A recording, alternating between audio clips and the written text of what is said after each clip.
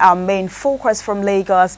It's Tinubu's fresh ambassadorial list. What is mean for Nigeria? What is next for Nigeria? You know, Tinubu just appointed 32 ambassador. What is next for Nigeria? I am Marcelina Unko. Once again, thank you so much for joining Lagos Network Studio this beautiful morning on TMI. President Bola Ahmed Tinubu has sent a fresh list of 32 ambassadorial nominees to the Senate, a mix of career diplomats and big political names. This nearly ends 2 years of Nigerian operating without full ambassadors in many countries. But the big question today is, are these appointments about strengthening Nigeria's diplomacy or are they politically reward? Because a lot of persons are saying the list, they are not okay. You know, a lot of speculation saying most of this list, they're actually not okay with it. But I mean, we have our guests here that would help us analyze this particular topic. You know, as we all know, ambassadors represent Nigerians abroad, protect Nigeria in their host countries, promote trade and investment, and manage services and build diplomatic, political and economic ties that benefit the nation. And recently, 32 ambassador has been appointed by the president, and a lot of people have been talking. Dr. Dyer saying, is this the right time to appoint this 32 ambassador? What is your take on this? Do you think it's the right time? Yes, let me first of all congratulate ITV for being part of those athletes that brought up the conversation when it was found that it's becoming and unbecoming for Nigeria not to have their ambassadors abroad. And I thank God I was also part of the discussion here, I think about a week or 2 weeks ago, you know. And here we are. That means part of the pressure put on the government of today in Nigeria came from the studio. And here we are, having this set of people as ambassadors. The question now is, what qualifies one to be an ambassador? Is it when one can say, boldly say, that listen, I can never work with Tinubu if he's been elected as president, this is and that, or Tinubu is a drug addict, or Tinubu stole this, or Tinubu did that, along the line? Was that one that qualifies one to be an ambassador like that of Omokri? Reno Omokri. Yeah. That had been on the heels of Bola Tinubu over the years. But all of a sudden, turned around. Because here is somebody who said it loudly, that he can never. So what has changed? Or it's part of the qualifications. Is during the election, if you are being made the chairman of INEC and then you are now conducting election, you can decide to say, yes, there is a glitch. That there is a glitch. And with that glitch, that person eventually clinched or clinches the presidency. Is that another qualification? Because I wouldn't expect somebody of Mahmoud's stature, a young professor, who cannot conduct a free and fair election, to not be representing us abroad. Because I can assure you, news stations in wherever it's being posted to will bring up that issue to him. You can trust all those people. They don't give a hoot. You think so? They will bring it up. There was a time, Bajabi Amila. Was Bajabi Amila not queried by one news agency as regards the $20,000 or $2,000 issue that he had with his client that did not give to his client? And he was now replying them that you wouldn't know how to locate your client. Have you not been locating your client before the court decide that that money should be paid to your client through you. They now give you the money. You are now saying you cannot locate your client. I mean, how can? So surely he'll be taken up on that. He'll be taken up. When you said there was a glitch while collecting result, what were you supposed to do? Did you resolve the glitch before you continue? He'll be asked. What will he say? And that will now affect the reputation of Nigeria. And when you are now seeing such a person talking with double mouth, will investors try to come into Nigeria? Will they believe in Nigerians? Because the moment you yourself has been showing a kind of flashes of integrity, flashes of zero integrity. They will say, Nigeria is supposed to send its best people. Are you the best? If this is the best Nigeria can send, then we don't trust that country. If this is the best Nigeria, yes, you don't trust then they won't trust that country. If this is the best in mockery that they can say, then now we don't trust Nigeria. If it's the best in Femi Fanikayode, will it be the best? I mean, how will we trust the country? I was looking through one of the reminiscences photographs of those days where Shehu Shagari, former president of Nigeria, I think in the Second Republic or so, was moving in one of these Oyibo countries, and about 4 of them were carrying umbrella on top of him, and he was walking among them elegantly.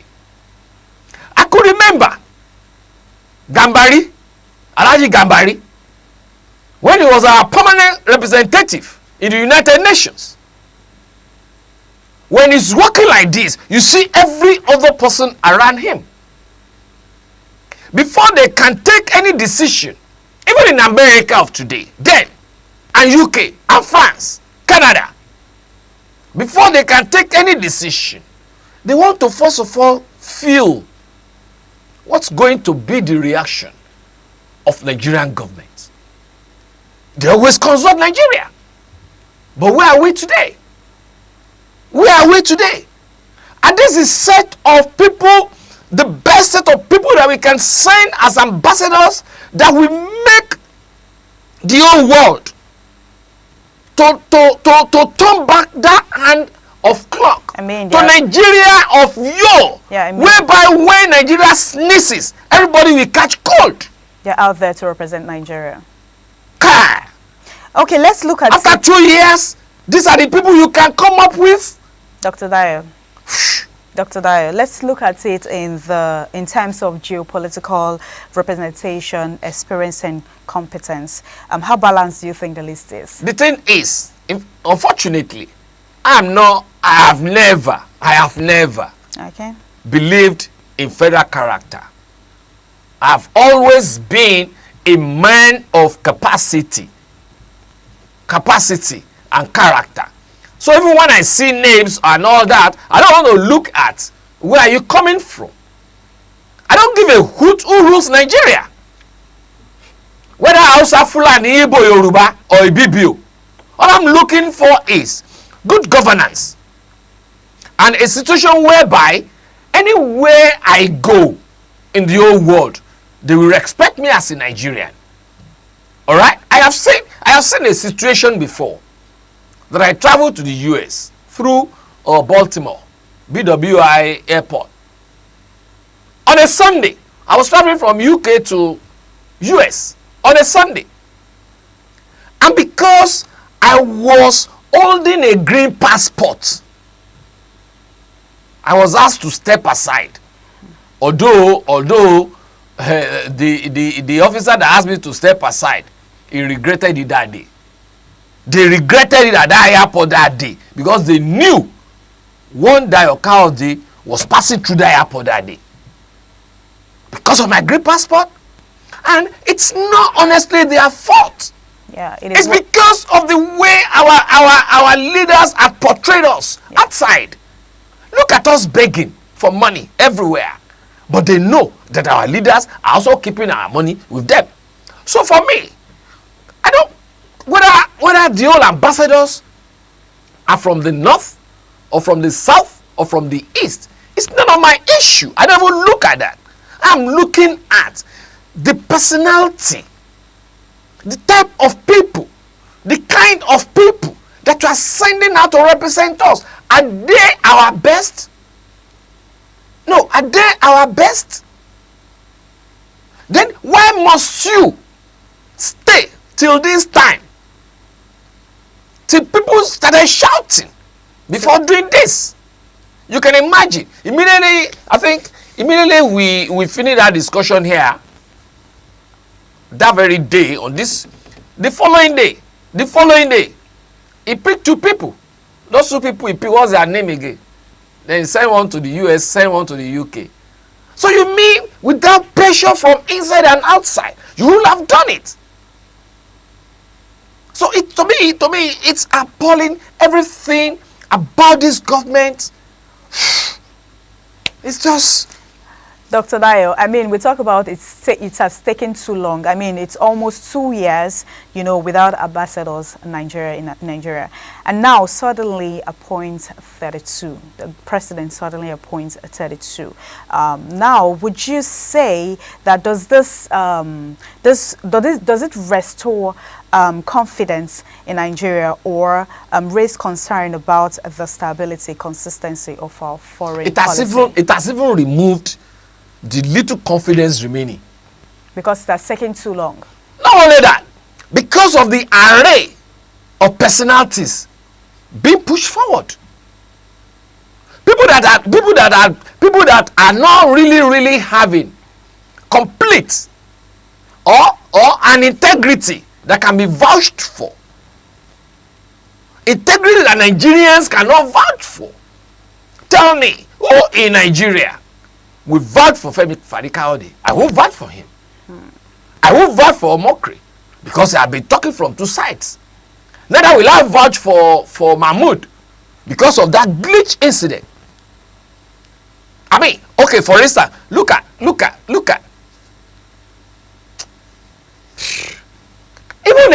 Professor Wole Soyinka. I mean, I just want you to know the angle I'm speaking from.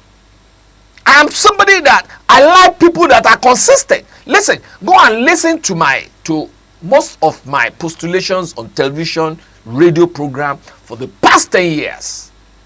It has been on the same line. Consistency. How can Soyinka tell me that, okay, during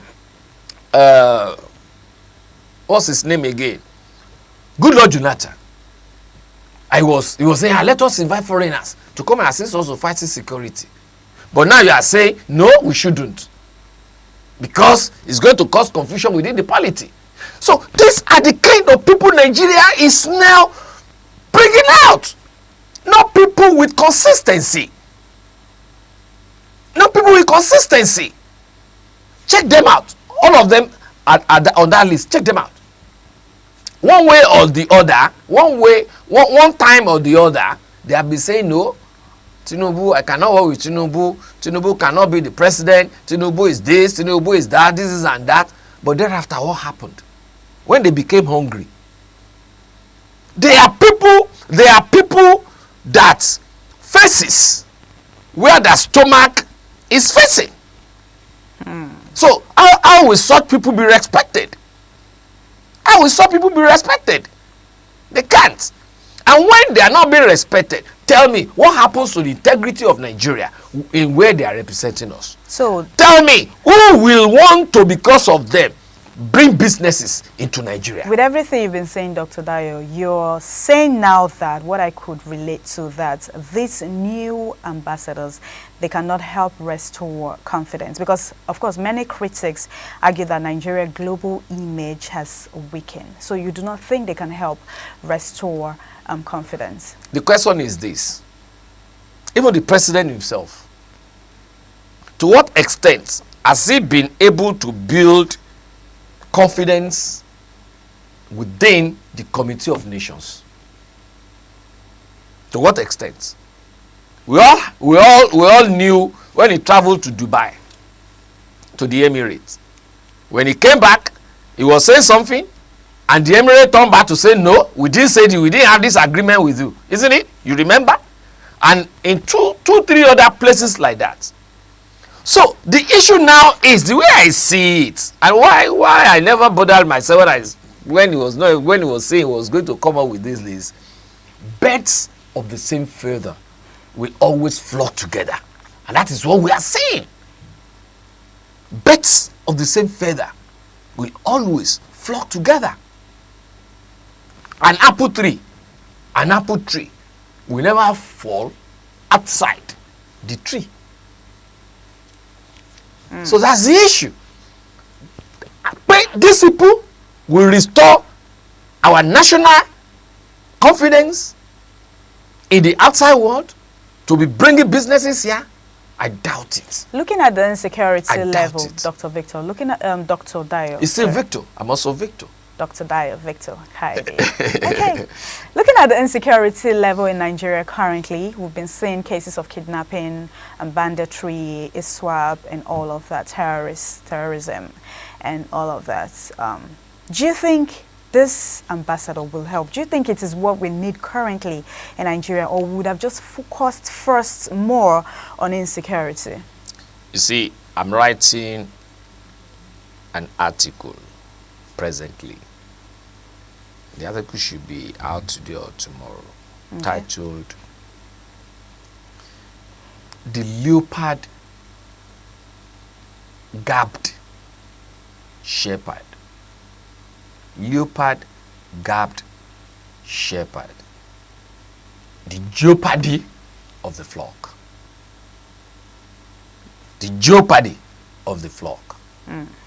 Because even the shepherd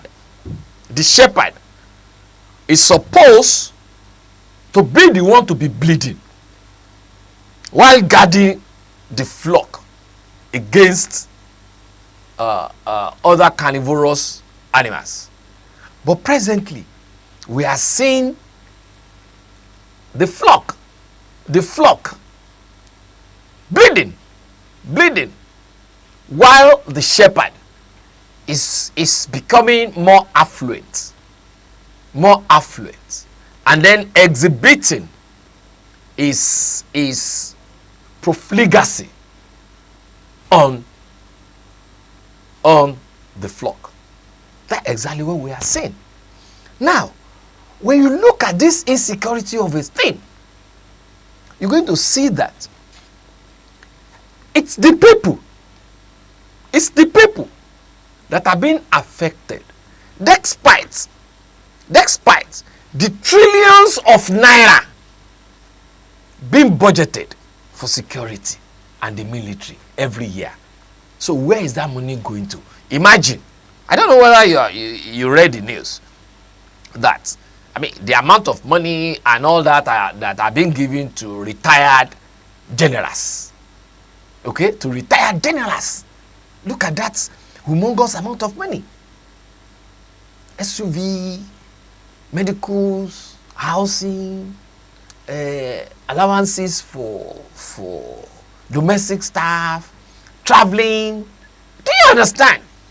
Is that what we need now, or for us to ensure that the security of the people is being ensured as regards your first duty to the people? So these are issues rather than the government ensuring economic well-being and security of the people. No, they're just looking at themselves. It's always as, I mean, they are tenaciously hedonistic. In other words, like this government are supposed to be there to serve the country, but they're just... Yes, and that's why I said they are tenaciously hedonistic. Nothing more. And unfortunately, honestly speaking, along the line, when you when you push it, in Yoruba, I don't know how to say it in English. Shebi, you are Yoruba now. Oni tó bá bẹ̀ràn wí wá bẹ̀ràn wí. Tó bá bẹ̀ràn wí wá tún bẹ̀ràn wí. That is, when you fault the goat, okay, when you fault the goat, then you should also fault what is enticing the goat. Do you understand? Which is the people. When I was coming just now on that Adeniyi Jones, there are a lot of vendors there selling food, and then you see all these manual labor people going there. I saw one, the way he was tearing that bread. Do you understand? It was so, and I was telling your chauffeur that, for goodness sake, if not because of all these little vendors here and there, how will all these people survive? So after saying that, we looked at it together, we analyzed it together. I said, nevertheless, I still blame these same people. Because when tomorrow comes, they are the one that will be receiving 1,000, 2,000, 3,000, maximum 5,000, and then be voting for these people. And they still be voting for a government that is highly adjudged being incompetent. So you feel we, the citizen, we are also the problems? We, the citizen, we are also complicit. Yes, we are. Because most of us, at the end of the day, when we are being given one derica of rice, one this, one that. I was telling somebody this morning when I was coming. I said, I just thank you. This is how far you people have pushed us. Emilokan. This is that Emilokan now. He now say, I say, Amio. That is, it wouldn't be our turn to the grave. I say, okay, Amio. So these are issues. When they now see people like us trying to charge them that you don't sell your destiny, you don't sell your future and the future of your children yet unborn, they say, don't mind him. He doesn't have work to do. We that doesn't have work to do, we are fit, we can afford to go to the hospital.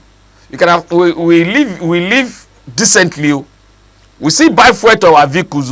But they themselves cannot buy pure water. They want to buy Panadol for children. They want to buy Ogi and Akara. You know Ogi and Akara. For that, they will still come and borrow money. Beg for money.